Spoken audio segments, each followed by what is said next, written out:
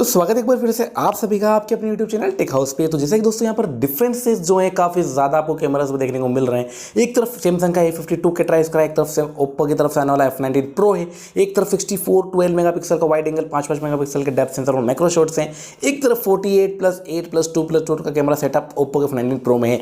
काफ़ी huge star difference है, लेकिन आपको इमेजेस क्वालिटी में वो चीज़ दिखेगी या नहीं दिखेगी वो बताने के लिए आपको वीडियो पर लास्ट तक बने रहना है और वीडियो को लाइक करके चैनल को सब्सक्राइब कर दीजिएगा ताकि आने वाले वीडियो का नोटिफिकेशन आप तक सबसे पहले पहुंच जाए। First of all portrait shot है, वाइट कॉन्ट्रास्ट थोड़ा सा ज़्यादा होता है ओप्पो F19 Pro का। एक लो लाइट में जाके शेडो वाली जगह पे अगर फोटो क्लिक करते हैं तो A52 है वो बिल्कुल नेचुरल इमेज जैसा आपको ला कर देता है, लेकिन कलर डिटेलिंग वगैरह जो है वो काफ़ी ज़्यादा अच्छी है, हमें यहाँ पर दोनों ही फोन में देखने को मिलती है। और ओप्पो के F19 Pro में जो वाइट कॉन्ट्रास्ट बड़ा है प्लस जो पोर्ट्रेट शॉट के पीछे की ब्लर इमेजेस है वो काफ़ी अच्छी आपको देखने को मिल जाती है। वहीं अगर बात करें नेचुरल एक सिंपल शॉट की तो दोनों ही फोन में आप देख सकते हैं थोड़े थोड़े से कहीं कहीं पे जो ओप्पो F19 Pro के जो कलर्स हैं वो बूस्ट हो जाते हैं। आप देख सकते हैं पीछे की वॉल्स वगैरह और पीछे की कुछ पेड़ वगैरह जो हैं वो आपको ज़्यादा ग्रीन दिख रहे हैं, लेकिन एक डिटेलिंग और नेचुरल इमेज रखने की कोशिश जो है A52 में की जा रही है। तो यही शायद डिफरेंस जो है सैमसंग के 64 मेगापिक्सल में हमें देखने को मिलता है। वहीं अगर बात करें तो इस सेकेंडरी इमेज की तो यहाँ पर A52 में आप देख सकते हैं रेड कलर जो है वगैरह वगैरह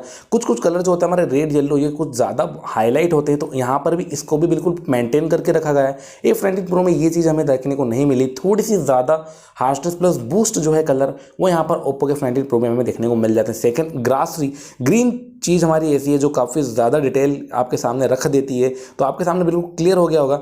यहाँ पर आप देख सकते हैं थोड़े से कलर जो है यहाँ पर फिर से हमारे बूस्ट हुए, डायनेमिक रेंज वगैरह तो काफ़ी अच्छी है, डिटेलिंग वगैरह सब अच्छी निकल कर आती है। कलर्स थोड़े से गड़बड़ाते हैं F19 Pro के।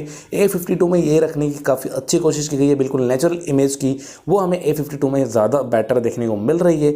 वहीं अगर इसकी बात करें एक इसी फ़ोन के इसी फोटो के वाइड एंगल शॉट की तो वाइड एंगल में जो रेंज कवर है वो दोनों ही फ़ोन का काफ़ी अच्छा है, लेकिन यहाँ पर भी शार्पनेस वगैरह जो है थोड़ी सी अच्छी A52 में ही देखने को मिलेगी आपको। ओप्पो में ये चीज़ हमें थोड़ी सी कम देखने को मिलेगी। डिटेलिंग वगैरह काफ़ी अच्छी है, लेकिन अगर देखें ज़मीन वगैरह या फ्लोरिंग वगैरह के कलर वो आपको यहाँ पर काफ़ी क्लियर जो है वो A52 में देखने को मिल जाते हैं।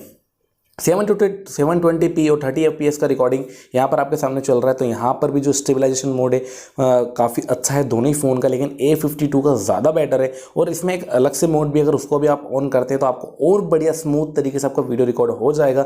कलर्स वगैरह जो हैं वो आपको दोनों ही फ़ोन के काफ़ी अच्छे देखने को मिलते हैं, लेकिन सैमसंग की वीडियो रिकॉर्डिंग में एक चीज़ आपको बता दूँ कि इसके अंदर थोड़े से जो कलर हैं वो ज़्यादा आपके वार्म से हो जाते हैं, और प्लस आपको जो एक नेचुरल वीडियो की क्वालिटी जो है वो यहाँ पर थोड़ी सी हमें ओप्पो के F19 Pro में हमें देखने को मिल रही है। ऑटो फोकस की क्वालिटी के अंदर Oppo F19 Pro is use best है, काफ़ी अच्छा हमें यहाँ पर फोकस मोड जो है F19 Pro का देखने को मिला। A52 में थोड़ा सा डिले आपका फोकस एक ऑब्जेक्ट पर होता है, लेकिन वीडियो के मोड में ओप्पो F19 Pro काफ़ी अच्छे से आपका फोकस यहाँ पर फोटोज़ पे कर देता है। उसी के बाद बात करें जिस तरीके से मैंने पहले बात की थी कि वाइट कॉन्ट्रास्ट जो है थोड़ा ज़्यादा हो जाता है फोटोज़ का F19 Pro में।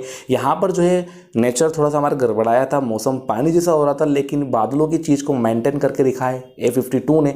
वाइड एंगल की बात करें तो यहाँ पर भी आप देख सकते हैं डिटेलिंग वगैरह जो नीचे की अगर ज़मीन की फ्लोर की प्लस जो कुछ झाड़ हमारे यहाँ पर दिख रहे हैं आपको, सबसे इंपॉर्टेंट हमारे बादल हैं उनकी वाइटनेस वगैरह जो है एक नेचुरल इमेजेस की वो आपके A52 में देखने को मिलती है। और वाइड एंगल के अंदर कवर इमेज दोनों ही फ़ोन का काफ़ी ज़्यादा बेस्ट है।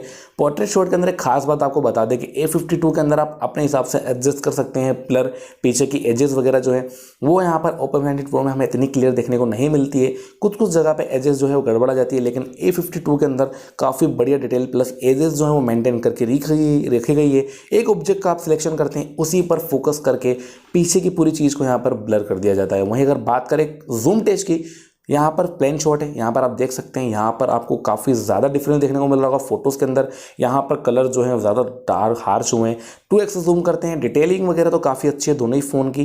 64 के अंदर भी हमें वही चीज़ देखने को मिल रही है 2x में, 48 में भी वही चीज़ नज़र आ रही है, लेकिन कलर्स वगैरह थोड़े से जो हैं वो यहाँ पर आपके नेचुरल जो है A52 में नज़र आ रहे हैं। ओप्पो F19 में थोड़ी सी चीज़ यहाँ पर गड़बड़ आती है। 5x जूम तक भी डिटेलिंग काफ़ी अच्छी मेंटेन करके दोनों ही फ़ोन में रखी गई है, मतलब काफ़ी अच्छी चीज़ जूम टेस्ट के अंदर हमें देखने को नजर आई है। 10x 10x तक भी आप अगर फोटो के ऑब्जेक्ट को सिलेक्ट करते हैं तो आपको काफ़ी बड़े डिटेल के साथ आपका फोटो जो है वो यहाँ पर देखने को मिल जाता है। इसे काफ़ी ये अच्छी चीज़ फ़ोन के कैमराज में हमें देखने को मिल रही है। एक और पोर्ट्रेट शॉट की बात करें ग्रीनरी की, तो यहाँ पर देख सकते हैं आप एजेस वगैरह Oppo F19 Pro के भी काफ़ी अच्छे मेंटेन करके किए गए हैं, लेकिन कहीं कहीं पे गड़बड़ाते हैं। सैमसंग A52 में 12 मेगापिक्सल का लेंस है, इसलिए थोड़ी अच्छी इमेजेस की क्वालिटी यहाँ पर सैमसंग में हमें थोड़ी सी देखने को मिल रही है। लेकिन फोटो की कंपेरेबिलिटी करें तो काफ़ी बढ़िया दोनों ही फ़ोन के अंदर आपको फोटोज़ मिलने वाले हैं। वहीं अगर मैं बात करूँ स्लो मोशन वीडियो की, तो यहाँ पर थोड़ा सा ज़्यादा फास्ट चलता है आपको ऑब्जेक्ट Oppo F19 Pro के अंदर, और Oppo सैमसंग के A52 में ये चीज़ अच्छी है कि सुपर स्लो मोशन भी आपको दिया हुआ है, और स्लो मोशन के अंदर भी आपको ऑब्जेक्ट जो है काफ़ी स्मूथ तरीके से रिकॉर्ड हो जाता है। कलर वगैरह इसमें भी काफ़ी अच्छे आपको देखने को मिल जाते हैं। ये चीज़ है क्योंकि सैमसंग के अंदर हमारी यही चीज़ समझ में आती है कि कैमरास वगैरह काफ़ी अच्छा होता है, लेकिन थोड़ा सा लैग वगैरह की समस्या आपको फ़ोन में देखने को मिल जाती है। लेकिन कैमरास के अंदर काफ़ी नो डाउट अच्छी चीज़ें आपको नज़र आ जाती है। तो फ्रेंड, आपको क्या लगता है दोनों ही फ़ोन के कैमरास को लेकर अपनी राय मेंशन ज़रूर से करिएगा। वीडियो को लाइक करके चैनल को सब्सक्राइब कर देना, ताकि आने वाले इसी तरह के डिटेलिंग कंपेरिजन आप तक सबसे पहले पहुँच जाए। चलिए मिलते हैं हमारे नेक्स्ट वीडियो में।